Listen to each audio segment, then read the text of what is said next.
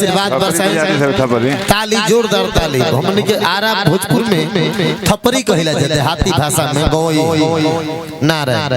अब हम चाहम कि कमेटी के सब नौजवान साथी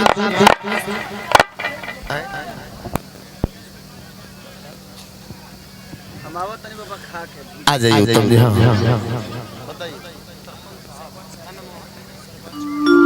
मैं सरपंच साहब को इस मंच पर बुलावा करता हूँ।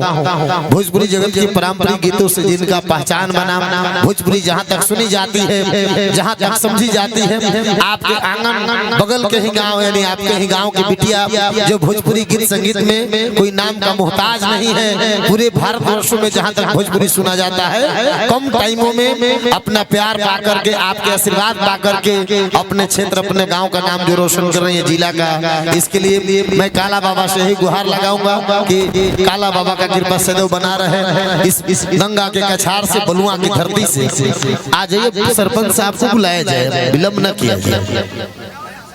पैसे साहब को मैं बुलावा करता हूँ। बड़े भैया आपका पद प्रतिष्ठा ही प्रभु जी बनाए रखें, यही मैं कामना करता हूँ। अंग वस्त्रों से सम्मानित करने के लिए आप मंचासीन हैं। दिल से स्वागत अभिनंदन करीना पांडे जी को अंग वस्त्रों से सम्मानित किए। पैक सदस्य साहब।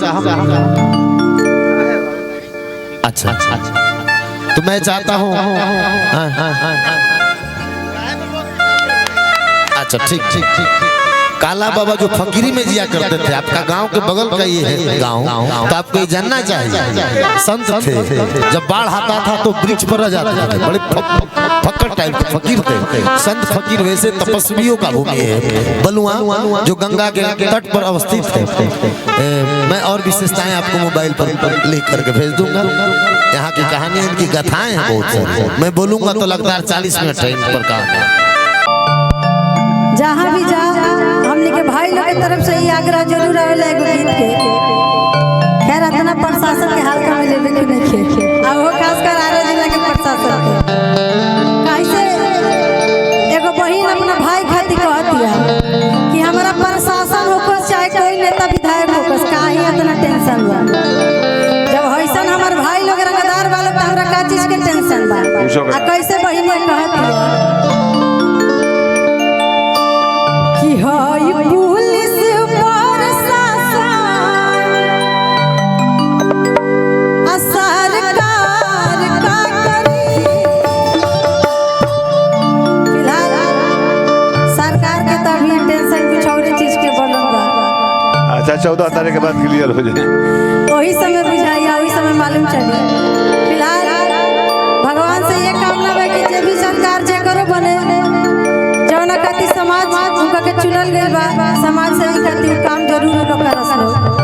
आ कैसे बहिनिया कहतिया कि हाय पुलिस प्रशासन सरकार का करी। हमार भैया रंगदार